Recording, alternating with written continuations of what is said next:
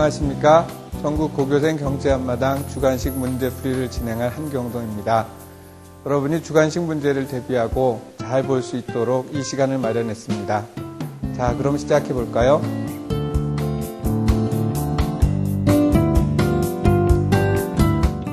경제앞마당에서 주관식 문제는 여러분의 이해력, 응용 능력, 논리적 사고력을 평가하기 위해 서술형으로 3문제 정도 출제되고 있습니다. 7회까지 출제된 주관식 문제를 보면 회를 거듭하면서 약간씩 차이를 보이지만 기본적으로 유사한 논제 유형을 가지고 있습니다. 우선 논제는 최근의 시사적인 내용들입니다. 1회의 지적재산권에서 2008년 금융위기가 발생했던 6회에는 금융기관의 부실에 관해 출제했습니다. 또 논제의 유형은 분석형, 서술형, 논술형으로 되어 있습니다.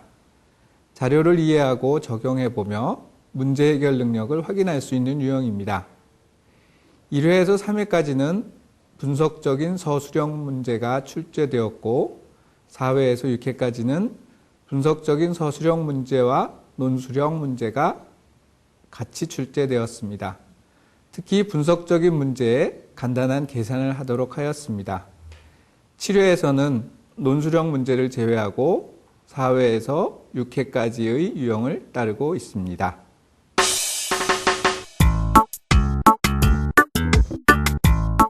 (7회) 주관식 문제의 주제는 네트워크 외부성이었습니다. 네트워크 외부성이란 말을 처음 들어보시지요? 네트워크 외부성이란 어떤 상품의 사용자가 증가할수록 그 상품의 가치가 커진다는 것을 말합니다. 예를 들어 화상전화가 가능한 휴대전화의 가치는 그 전화를 사용하는 사람이 늘어날수록 가치가 높아지겠지요. 또 컴퓨터 OS의 경우 같은 OS를 사용하는 사람들의 숫자가 늘어날수록 파일 전송도 쉬워지고 관련 소프트웨어 개발이 늘어나게 됩니다. 따라서 그 OS의 가치가 증가하겠지요. 이와 같은 현상을 네트워크 외부성이라고 합니다. 7회 주관식 문제에서는 2문제가 출제되었습니다. 사실 설명드렸던 네트워크 외부성을 이해하지 못하셔도 쉽게 풀 수 있는 문제라고 생각합니다. 하지만 문제 1은 네트워크 외부성을 확인하는 분석형 문제이고 두 번째 문제는 이를 활용해 현상을 파악해 보도록 하는 서술형 문제였습니다. 오늘 강의에서는 문제 1을 중심으로 설명을 드리도록 하겠습니다.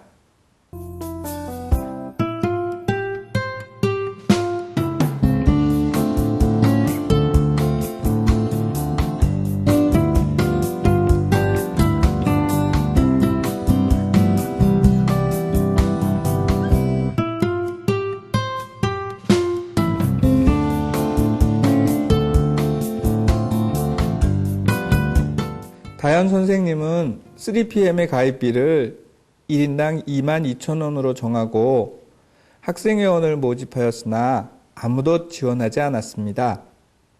학생들의 지불 의사 금액과 가입비를 이용해 그 이유를 설명해 보지요.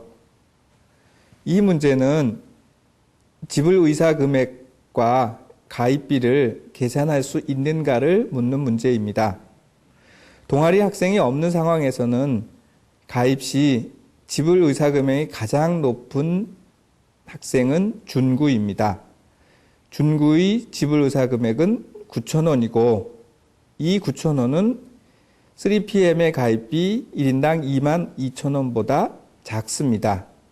결국 아무도 동아리에 가입하지 않겠지요.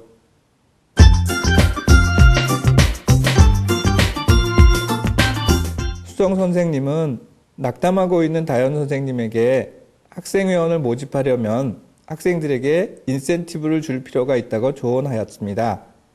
이런 조언을 받아들여 다현 선생님은 가입비를 1인당 22,000원으로 유지한 채 다음과 같은 두 방안을 고려하고 있습니다.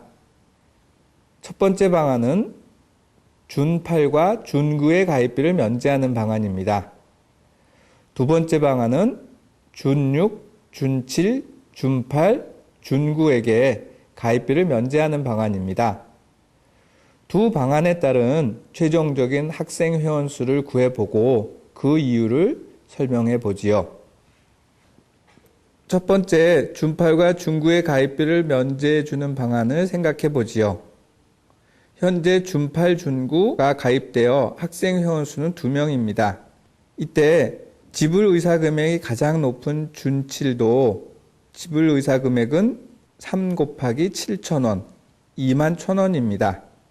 이것은 다현 선생님이 정한 1인당 가입비 22,000원보다 작습니다. 결국 준7은 동아리에 가입하지 않습니다. 따라서 더 이상의 가입자 없이 학생 회원수는 가입비가 면제된 준8과 준9 2명뿐입니다. 두 번째 방안입니다. 준6, 준7, 준8, 준9에게 가입비를 면제해 준 상황입니다. 현재 4명의 학생 회원이 있습니다. 그런데 준5는 지불 의사 금액이 5 곱하기 5,000원, 25,000원으로 가입비보다 높아 3PM에 가입하게 됩니다. 준5가 3PM에 가입하면 학생 회원수가 5명이 되고 준4 역시 지불 의사 금액이 6 곱하기 4,000원, 24,000원이 되어 1인당 가입비 22,000원보다 높게 됩니다. 따라서 준4도 3PM에 가입합니다. 준4의 가입 이후에 남아있는 학생 가운데 가입 의사가 가장 큰 준3도 지불 의사 금액이 3,000원 곱하기 7, 21,000원에 불과합니다. 준4의 가입 이후에는 더 이상 아무도 가입하지 않습니다. 따라서 최종적으로 3PM에 가입한 학생은 이미 가입비를 먼저 받은 준6, 준7, 준8, 준9와 새로 가입한 준5, 준4를 합쳐 모두 6명이 됩니다.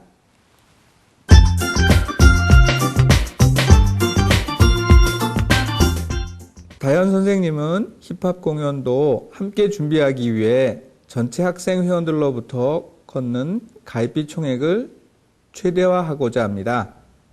1인당 22,000원의 가입비를 변경하지 않고 가입비 총액을 최대화하기 위한 방법은 어떤 것일까요?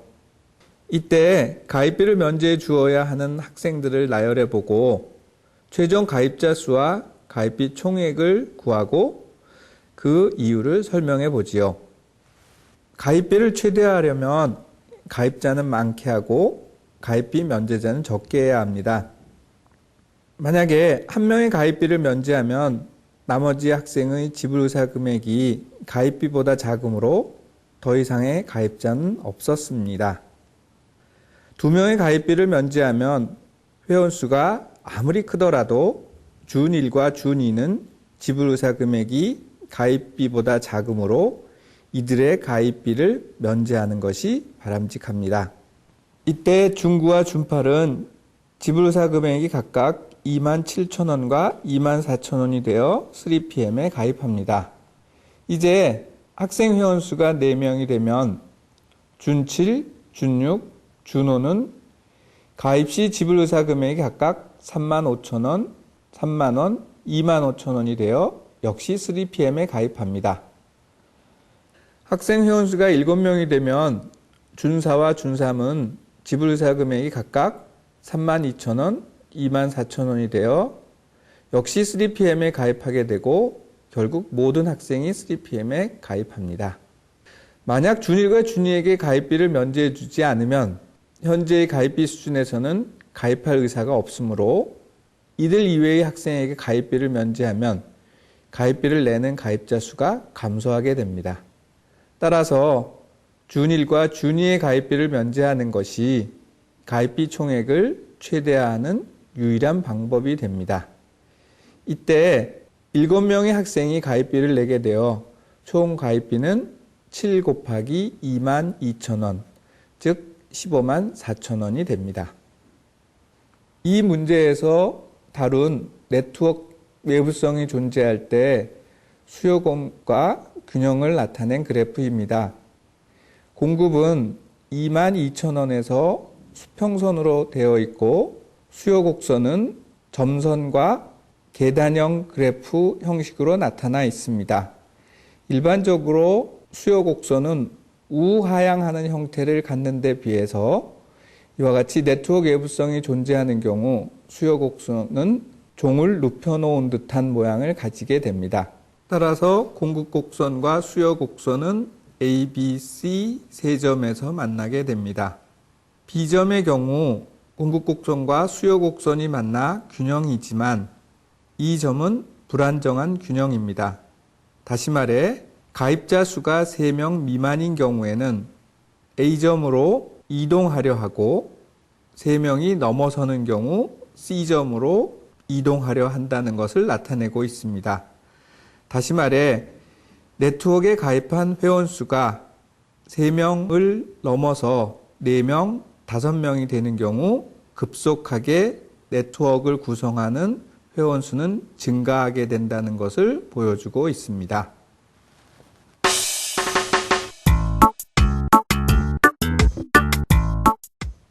6회 경제 앞마당 주관식 문제는 도덕적 K를 주제로 하였습니다. 경제학에서 사용하는 도덕적 K란 경제 주체 사이의 정보의 차이, 다시 말해서 어느 경제 주체가 다른 경제 주체에 비해 더 많은 정보를 가지고 있는 경우 발생하는 문제를 지칭합니다. 경제학에서는 이를 정보의 비대칭성이라고도 합니다. 예를 들어 주주와 전문 경영인 사이에 회사 경영에 관한 정보는 전문 경영인이 훨씬 많이 가지게 됩니다. 이와 같은 경우 전문 경영인은 본인의 이익, 다시 말해서 사익을 위해 회사의 정보를 이용할 수 있기 때문에 주주의 이익보다는 오히려 전문 경영인이 본인의 이익을 위해 활동하게 되는 경우 문제가 발생하게 됩니다. 이와 같은 현상을 살펴보는 문제입니다.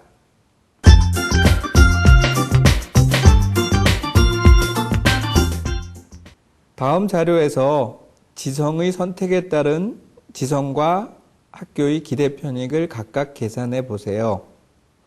이에 근거하여 지성이 어떤 선택을 할 것인지 밝히고 그 선택이 학교의 입장에서도 바람직한 선택인지 여부를 판단해 답하도록 하면 됩니다. 그런데 기대 편익이란 말이 생소하게 들릴런지 모르겠습니다.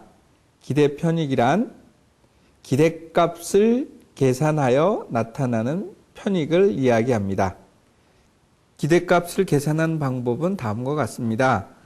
어떤 사건이 발생했을 때의 이득과 그 사건이 발생할 확률을 곱한 것을 전체 사건에 대해 더한 값이 기대값입니다. 사실 어떤 확률적 사건에 대한 평균의 의미를 가지고 있지요. 예를 들어 주사위를 한 번 던졌을 때 각 눈의 값이 나올 확률은 6분의 1입니다. 그러면 주사위를 던졌을 때의 기대값은 얼마일까요? 다음과 같이 1 곱하기 6분의 1 더하기 2 곱하기 6분의 1에서 6 곱하기 6분의 1까지를 모두 더하면 3.5가 됩니다. 이와 같이 계산된 값이 주사위를 던졌을 때의 기대값입니다. 먼저 지성의 기대 편익을 계산해 보지요.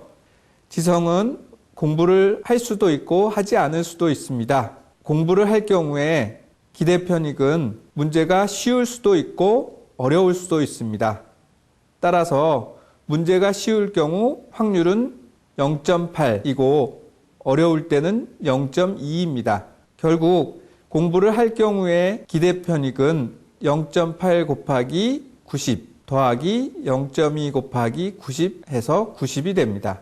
하지만 공부를 하지 않기로 했다면 마찬가지 방법으로 0.8 곱하기 140 더하기 0.2 곱하기 마이너스 160 해서 80이 됩니다. 한편 학교의 기대 편익은 지성이 공부할 경우와 공부하지 않을 경우에 각각 나타나게 됩니다. 먼저 지성이 공부할 경우 확률은 0.8 그리고 0.2가 문제의 난이도에 따라 달라집니다. 따라서 0.8 곱하기 100 더하기 0.2 곱하기 100으로 100이 되고, 공부하지 않았을 경우에는 마찬가지로 0.8 곱하기 100의 편익 더하기 0.2 곱하기 0 해서 80이 됩니다. 결국 지성의 기대편익과 학교의 기대편익을 감안한다면 지성은 공부할 경우에 기대편익이 공부하지 않을 때보다 크기 때문에 공부를 할 것이고, 마찬가지로 이러한 결정은 학교의 입장에서도 바람직한 것이 됩니다.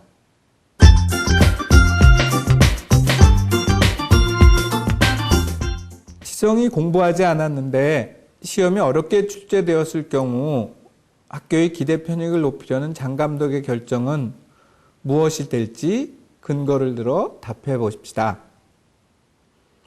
자, 학교의 편익은 장 감독이 규칙을 적용할 때와 적용하지 않을 때로 나누어지게 됩니다. 학교의 편익은 장 감독이 규칙을 적용하면 0이 되고 규칙을 적용하지 않으면 80이 됩니다.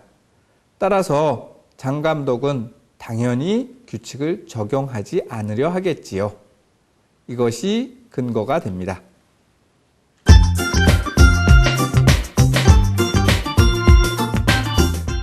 지성이 앞에서 나타난 장 감독의 결정을 예상한 경우에 지성의 선택에 따른 지성과 학교의 기대 편익을 각각 계산해 보고 이에 근거하여 지성이 어떤 선택을 할 것인지 밝히고 그 선택이 학교의 입장에서도 바람직한지 판단해 보는 문제입니다. 장 감독이 규칙을 적용하지 않을 것을 예상하는 지성은 공부를 하지 않을 때와 공부를 할 때 기대 편익을 계산할 수 있습니다. 공부를 하지 않을 때 문제가 쉽게 나올 확률은 0.8이고 어렵게 나올 확률이 0.2이기 때문에 그 값은 0.8 곱하기 140 더하기 0.2 곱하기 0으로 112가 됩니다. 하지만 공부를 할 때는 여전히 90이 되겠지요. 한편 학교의 기대 편익은 지성이 공부할 경우 여전히 100입니다. 하지만 지성이 공부하지 않을 경우에는 0.8 곱하기 100 더하기 0.2 곱하기 80으로 96이 됩니다. 따라서 장 감독의 결정을 예상한 지성은 공부를 하지 않을 것입니다. 다시 말해 공부를 하지 않을 때의 기대 편익이 공부를 할 때의 기대 편익보다 크기 때문입니다. 이 선택은 학교의 입장에서도 바람직하지 못합니다. 다시 말해 지성이 공부할 경우 100이라는 기대 편익이 있지만 지성이 공부하지 않을 경우 학교의 기대 편익이 96에 불과하기 때문입니다.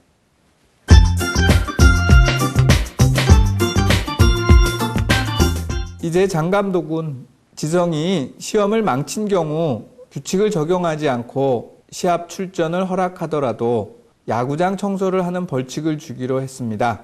이렇게 되면 그림에서처럼 지성이 시험을 망치고 장 감독이 규칙을 적용하지 않을 때 지성의 편익은 마이너스 X로 바뀌고 학교의 편익은 90이 됩니다. 이와 같은 상황에서 장 감독의 결정을 예상하는 지성이 공부하게 하려면 X가 얼마 이상이어야 하는지 기대 편익을 계산해 봅시다. 새로운 벌칙을 추가한 후 규칙을 적용하지 않았을 때 학교의 기대 편익은 90입니다. 이는 장 감독이 여전히 지성이 시험을 망치더라도 규칙을 적용하지 않을 것을 이야기합니다. 이러한 장 감독의 결정을 예상하는 지성이 공부를 하는 선택을 하기 위해서는 공부를 할 때의 기대 편익 90이 공부를 하지 않을 때의 기대 편익, 다시 말해 0.8 곱하기 140 더하기 0.2 곱하기 마이너스 X보다 커야 합니다. 이를 풀면 X는 110보다 크게 나타납니다.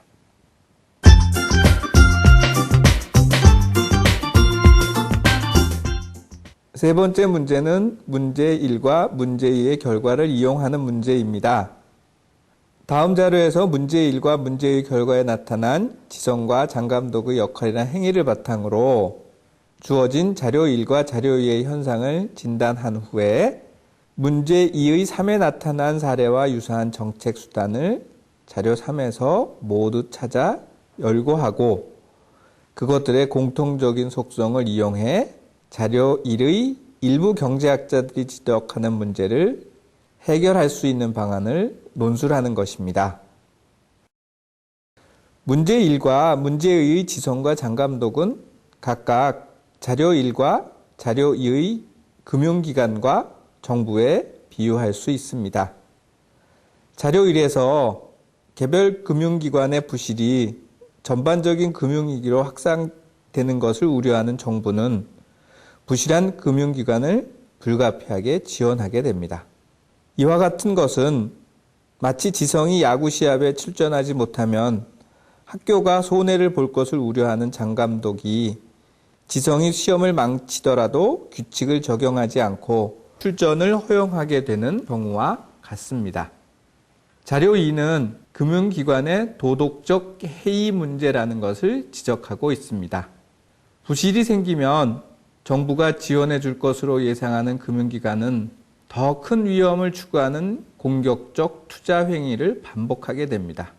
마치 문제 1과 문제 2에서 시험을 망치더라도 감독이 경기 출전을 허락할 것으로 예상하는 지성이 시험 공부를 하지 않게 되는 것과 마찬가지입니다. 이러한 금융기관의 도덕적 해이 문제를 해결하기 위해서 정부는 부실 금융기관을 지원하더라도 금융기관에게 일정한 벌칙, 예를 들면 경영진 문책, 무상감자, 배당 제한, 벌칙금리와 같은 방법을 이용해 부실의 책임을 물어야 합니다. 이것도 장감독이 지성이 시험을 망친 경우 출전을 허락하더라도 야구장 청소를 시킴으로써 지성의 도덕적 해이 문제를 해결하고 공부를 하게 만드는 것과 마찬가지겠지요. 경제 한마당 주관식 문제를 어떻게 대비해야 될까요? 대학에서 논술 시험을 봅니다. 이를 대비하는 것과 크게 다르지 않습니다. 제가 한 4가지 방법을 알려드리겠습니다. 자, 첫 번째는 교과서를 완벽하게 이해하는 것입니다. 기본 개념, 읽을 거리, 탐구 학습을 꼼꼼히 챙기셔야 합니다. 여기에서 출제가 잘 이루어지니까요. 두 번째는 시사 문제에 관심을 가지셔야 합니다. 시사 문제는 최근에 경제사회적으로 이슈가 되는 것들이겠지요. 신문이나 방송에서 어떠한 내용들이 보도되고 있고 보도된 내용에 대해서 어떠한 의견들이 나오고 있는지를 꼭 살펴보셔야 합니다. 세 번째는 가장 좋은 예상 문제가 기출 문제라는 것입니다. 경제 한마당을 준비하는 여러분께서는 반드시 1회에서 7회까지의 기출 문제를 꼭 풀어보시기 바랍니다. 이를 통해서 어떻게 문제가 만들어지고 또 그 문제에 어떻게 답을 해야 되는지 잘 알 수 있을 것으로 생각합니다. 마지막으로 통합적이고 비판적인 사고를 하려고 노력을 해야 됩니다. 어떠한 현상이나 사건에 대해서 다양한 관점, 다양한 시각을 갖도록 노력을 해야 됩니다. 또한 이것이 글쓰기로 이어져야 하겠지요. 다시 말해서 경제 한마당에서 요구하는 주관식은 여러분의 통합적이고 비판적인 사고가 반영된 문제 해결 능력도 높이 감안하고 있습니다. 자, 많이 도움이 되셨습니까? 전국 고교생 경제 한마당 주관식 문제풀이를 여기서 마치도록 하겠습니다. 감사합니다.